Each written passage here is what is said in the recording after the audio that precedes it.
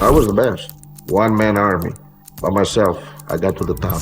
It's 2014, and the man known as the undisputed champion of gambling has been accused of cheating. Again, there have always been whispers, and some people say that he got too lucky, but some people are sore losers. Certain poker stars, for example, and casinos, they're the worst. For as long as he can remember, he's had them running scared. So perhaps the rumours that he's heard are true after all. They'll do anything to discredit him. So what can he do about it? He's been playing this game for years. The life of a gambler, the endless bad days and the mud that they throw at you when you have too many good ones. But it never sticks, except this time, without realising it, he's made one silly mistake. It's another huge gamble, and it might just cost him this time. To understand how he got here though, and what drives him, we need to head back to just a few years earlier. He's one of the few guys I've ever seen that has no fear of losing. It's June 2009, and this man sits at a high roller's room at the Rio All-Suite Hotel and Casino in Las Vegas. This is the World Series of Poker, and he's just come 5th in an event featuring some of the biggest players on the planet. It's his highest ever placing, and with it comes respect. But right now, that means little to him. In fact, what he actually feels is empty, bored. But why? He looks around. The pats on the back, the prize money, the show business, and thinks back to how it all started. He came from nothing, a dirt poor kid from a Greek island with a violent father and the job working for coins in construction. So he gambled with marbles just to buy bread, and in 1966 took a boat to America aged 16 with no qualifications. He ended up in LA where he worked as a waiter, but then soon lived like a gambler. One day he'd be driving a Mercedes Benz, the next he'd be sleeping in it. Until one day in 1992, aged 41, he took the ultimate chance and headed to Las Vegas to live. He arrived with just $50, that's all. He went straight into the Mirage and put together the biggest, longest and most famous streak in gambling history, the run. He turned that $50 into $40 million across 3 years. It was the stuff of legend, and so too was what happened next. Because then, in just 3 weeks, he lost all of it, every cent. And he didn't care. And right then, back in the room at the World Series of Poker in 2009, he realises that the reason he gambles is the same as it always was. Quote, money means nothing to me. He's not in it for the champagne, the fame, or the zeros at his net worth. He doesn't want to live like Hugh Hefner or Phil Ivey. He's doing it for the turnaround, for the thrill of the chase, for the rags to riches. He's gone from poverty to America, from $50 in his pocket to 40 million in the bank, and he realises that what he wants now is to do it all again. And if he loses it all again, who cares? And to the casinos, that's what makes him so dangerous. He has no regard for money whatsoever, and they do. But that's their problem. He has other things to think about, and a big decision to make right now. How should I win next? It's time to go in search of the answer.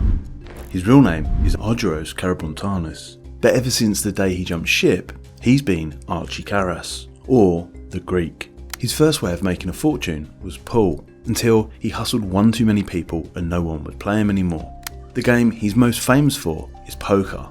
Back during the run, he had multi-million-dollar nights. Inspired by the motto of his legendary countryman, Nick the Greek Dandalos, find me the biggest and the best and we'll play until someone is broke. Stu Unger, Doyle Bronson, David Chip Reese, he'd clean them all out.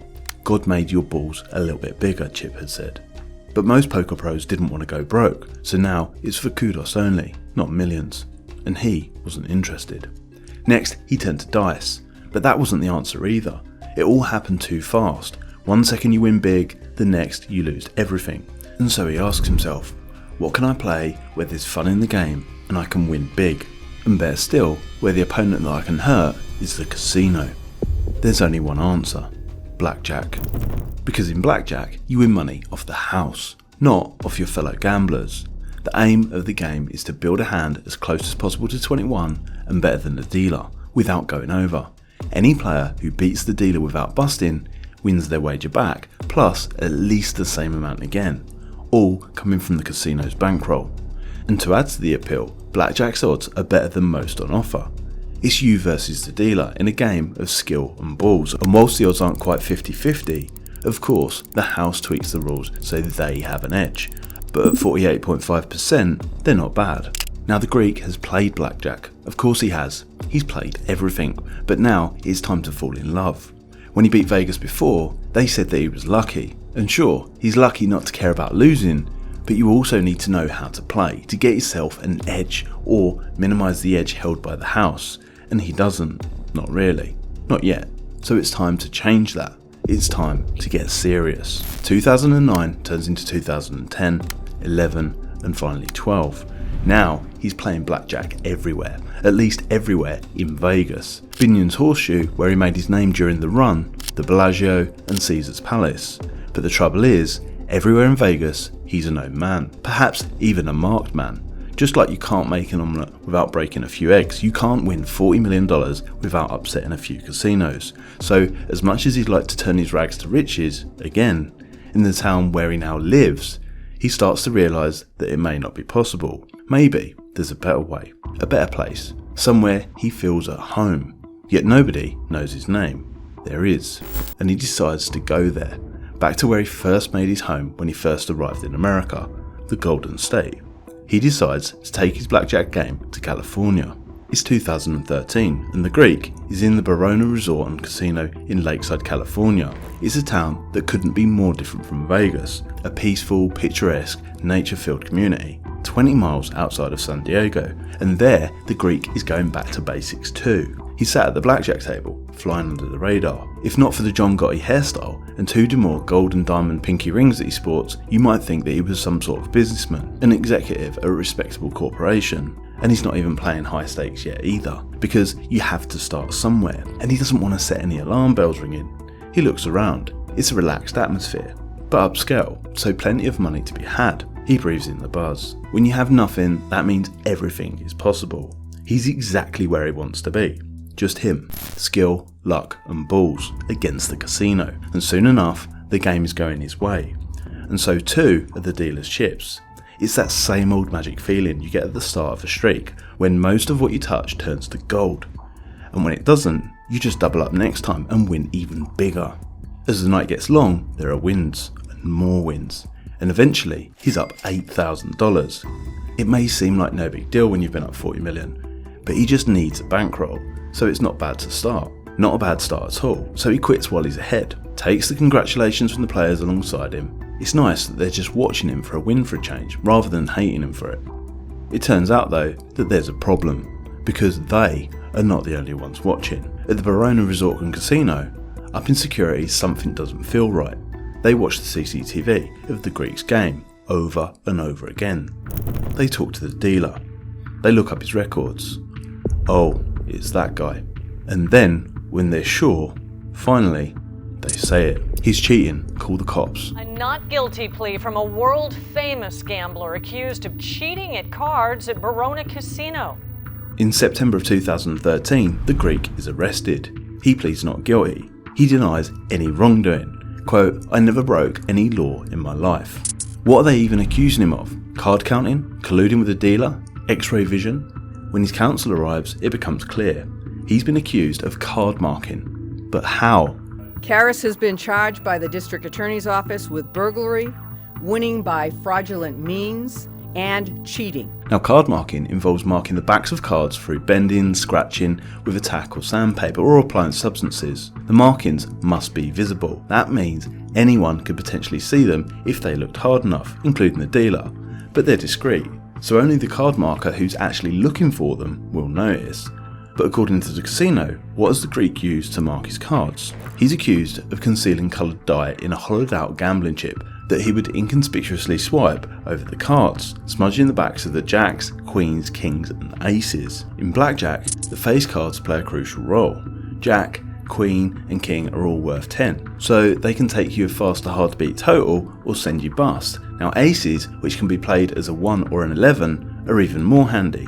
This means that when marked face cards reappear in the game, in the dealer's hand when they shuffle, or dealt face down to another player, a cheat can make decisions on whether to hit, meaning take more cards, double down, meaning to double their current bet, stand, meaning that they stick as they are, or in some cases surrender, forfeiting half of their bet to cut their losses. Now at this point, the Greek isn't worried. He doesn't like being in handcuffs, but when he's up in court the next day for his formal reading of charges, he pleads not guilty. From the off though, the authorities aren't messing around. This is a joint operation between Verona Casino's internal security, the California Department of Justice Bureau of Gambling Control, and Nevada's Gaming Control Board. And they aren't playing nice. They say he's a flight risk, a famous 62-year-old man who's lived in Vegas for 20 years, and America for over 50. He's refused bail and remains in jail for 73 days. His life is on hold over just $8,000, and the pressure mounts, until eventually his attorneys tell him what to do, and bail is finally granted. It's another year before he'll get his day in court though, and he can't wait. What he doesn't realise though, is he's about to make a terrible mistake. It's now 2014, and while the Greek is allowed to return home, the controversy surrounding accusations increase. To many, his treatment seems heavy-handed and unfair. They claim he's a victim, and the authorities merely want to tarnish his reputation. To others, even the Greek himself is less surprising. Casinos want to make a living out of you. They don't want you to make a living out of them. More hollowed out chips are found during a search of his home though, and it also emerges he's been arrested before, 4 times, for alleged incidents of cheating at blackjack in casinos in Reno, Las Vegas and Laughlin, Nevada. No charges have ever stuck though, so he still feels confident, and in one way, he's right to be. Archie Karas' day in front of a judge comes soon in October 2014. He is convicted of burglary, winning by fraudulent means and cheating, and in November 2014 he's sentenced. But he gets only 3 years probation and a $6,800 in restitution. To the Greek is vindication. He's a free man. But the real consequences of what's just happened soon becomes clear. On advice from his attorneys to get the lenient sentence, the Greek had pleaded guilty, and with that, his reputation is in tatters. In an industry where honour is everything, at the poker table for example, his name is now dirt. The hero, who once turned $50 into $40 million, has admitted that he's a cheat. How could he ever be trusted again? The Greek maintains his innocence, that this was all the casino in a stitch-up. Quote, "They wanted to destroy my name. They made me look like a criminal, and then they finally said, let's get him once and for all." And get him they do. The Nevada Gaming Control Board calls him a threat to the gaming industry, and in 2015 he becomes the 33rd name on Nevada's list of excluded persons, otherwise known as the Black Book, banning him from playing in every casino in the state.